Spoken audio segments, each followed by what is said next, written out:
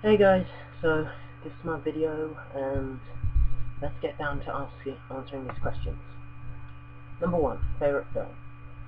The Dark Knight. It had some absolutely brilliant performances, not just from Heath Ledger. The action sequences were utterly breathtaking. The plot was really engaging. There was little I had to dislike about this film. Obviously, there wasn't enough time for Two-Face and Christian Bale's cancer Batman voice. Pretty much the only bad points I'd say I have about this film. But I'm sure more will come if I analyse it enough. We'll see. Least favourite film. How that award's going to go to Battlefield Earth. Not one redeemable feature. I mean, for God's sake, if you've got a brain-damaged monkey, made him direct the film, after watching the entirety of Jersey Shore, he'd have made an Oscar-winning standard film compared to Battlefield Earth. And I absolutely hate Catwoman and Biodome, two of the stupidest films I've ever seen. If you ever see those, just I'll pray for you. Favourite director. Christopher Nolan's probably my favourite director from the modern era.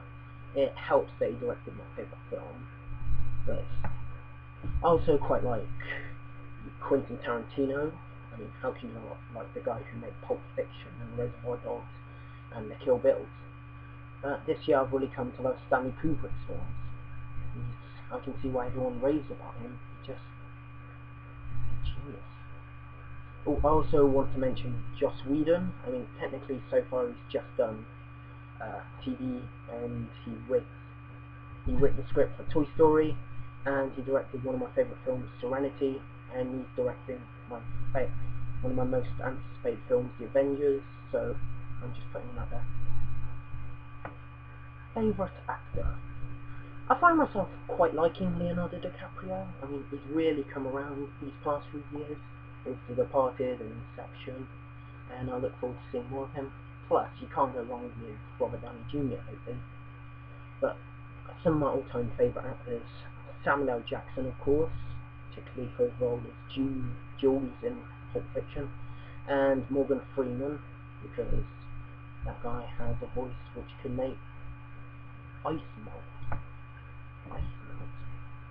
Yeah, he can make stones melt. Yeah. Favourite actress. I don't really have a favourite actress per se. I just have like roles and performances which I felt actresses have done very well. I don't really have an answer for favourite actress. Just also, anyway. Favourite film from your favourite director. Well, I've already mentioned I've already mentioned Christopher Nolan and The Dark Knight, so yeah, that. Quentin Tarantino has to be Pulp Fiction, because it's just a film which gets nothing wrong, or gets very little wrong. And my favourite Stanley Kubrick film has got to be Full Metal Jacket. You might be wondering, oh, what about 2001? I haven't seen it yet. Give me time. Favourite romance.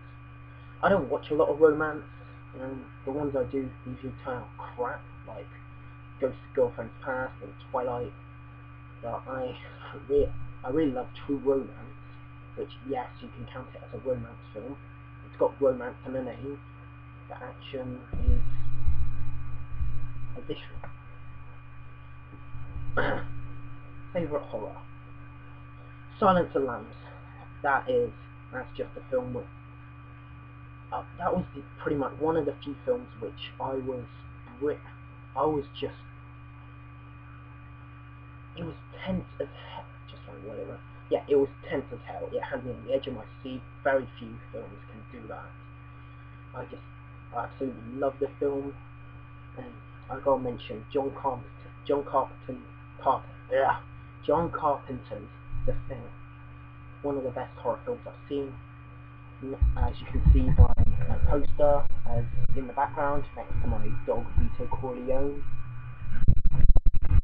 And Oh, I can't go about this category without mentioning Psycho, one of the best horror films I've seen. And Alfred Hitchcock was really ahead of his time. Genius. A favourite drama. That's a two-way tie between The Godfather and Pulp Fiction. I love them both equally, but I just can't decide which is better. I'm gonna have to one day just cancel everything in the day and rewatch them to ultimately decide which is better. Until that day, it stays as two-way tie. Favourite comedy. That is, for the foreseeable future, gonna stay as Anchorman, the Legend of Ron Burgundy. I know it's not a film everyone loves, but it's just a film which, no matter how many viewings no matter how many viewings I have of it, I love every joke. It can make me laugh in the same places. And The 40-Year-Old Virgin is another great one. Steve Carell is just brilliant he's brilliant in both films, but 40-Year-Old Virgin, it's great to see him as a leading man. He's brilliant in all the cast actually. Favourite sci-fi film, fantasy film. Jack's gonna hate me for this, but I love Inception. I mean, it's just blew me away. Well done, Christopher Nolan. But I can't go through this category without mentioning the original Star Wars trilogy, and I've loved that since childhood, and it's not going to change. George Lucas, before he fucked about with it. Not fucked about too much. Favourite silent film. The only silent film I've seen was 1902's A Trip to the Moon. That film was quite good. So, that one.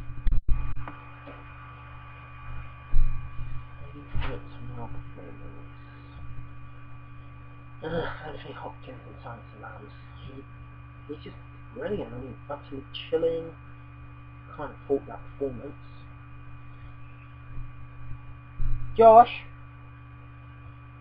Oh, no, anyway, favourite male performance. Well, it's unconventional, but gotta give love for Leslie Nielsen in The Naked Gun and Airplane. Like, how can you not love a guy who does all those jokes such deadpan? Brilliant, and he will be missed. Favourite female performance. Uma Thurman in Kill Bill and Pulp Fiction. She's not a badass. Absolutely love her performances. This is the first film we saw in theatres. I think that's The Lion King. I saw that with my dad. I was really young, but I've loved it ever since it first was released. I think that's the first film I saw in theatres. I'm not 100%, but if it wasn't that, it was Toy Story. But anyway, a film that brings back great childhood memories. Well, I absolutely love the first two Pokemon films. I watched them religiously when I was a child. And Toy Story. I mean, that film just brings back the memories I had playing with my toys, and just takes me back to such an innocent moment in my childhood. A personal favourite film that's not a masterpiece or a bona fide classic.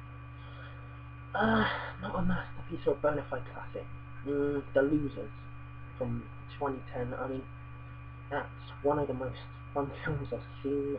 A great cast. They brilliantly worked off each other. It was just an utter joy to watch.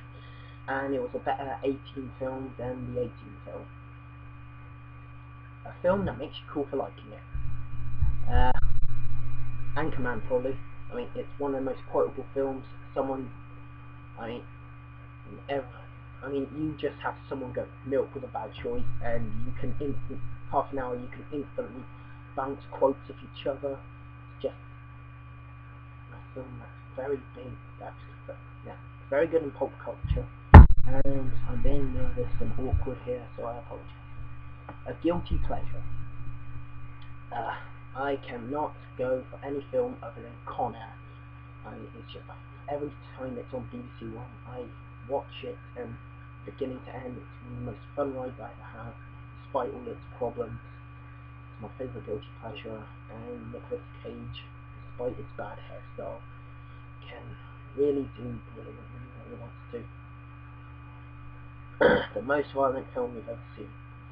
I don't really watch a lot of violent films. I'm not gonna say Saw, that's just not me. Anyway, I'll go for Casino. That was quite, yeah. Kill Bill. I mean, one of the coolest scenes, just a guy getting decapitated. I'll just go for this. Film you've seen the most amount of times? No idea. Probably The Lion King. I've watched that with my dad ever so many times when I was a kid. No, since childhood I've seen it so many times. Just one of the best films I've ever seen, and I would probably put good money on it that I've seen it one of the most times. Things you look for in a film. Well, I really look hard to see if there's any characters which are worth caring about, that are worth following through the film, that are actually likeable, or if they're just utter dicks that you don't want to follow through and you don't care what happens to them. So the thing I look for most in film is characters that are likeable, worth caring about. Last film we watched. Well, saw Battle Royale for the first time last night. I felt it was a daring idea that was executed very well, and it's probably in the top 5 films I've seen ever. It's there with Dark Knight, Pulp Fiction, The Godfather, and The Crow. A great film that disappointed me. Brick. No, don't get me wrong, it was a great film. I can see why, I understand why people praise it so much, but I liked it actually, but I just felt it was too hyped that I was expecting amazing things from it, and what came about of it was just okay. Yeah. The movie that got me into film, The Dark Knight. Yeah. Before that film, I was just with films. I was just like, it was good. I didn't like it. I was just like that with films. But after seeing that, that was the film which really changed my perspective of film. Sorry, changed my view on film perspective and made me see films in a more analytical view. And actually, it was that film that got me into Rotten Tomatoes and to start reviewing films. So you can thank that film for you getting to know me. Thus. Best adaptation. So remake from a novel based on real events. Based on real events, I'd say United 93. I mean, that was a powerful film. It should have won Best Picture. I actually preferred it to The Departed. But best remake goes to John Carpenter's The Thing. It just had brilliant effects. John Carpenter had a brilliant vision of it, well utilised, and I look forward to seeing how the prequel does in comparison with John Carpenter's vision. And finally, the longest film you've ever seen. Probably The Godfather Part 2. I mean, that's 3 hours, and I remember it was on 2 discs. I finished the first disc, and then I had to pick up my little brothers, and then it was about half an hour later until I finished the second disc. So that was the last film. That was the longest film I've seen. So if you stuck by, thank you for watching, and congratulations, you can have a cookie.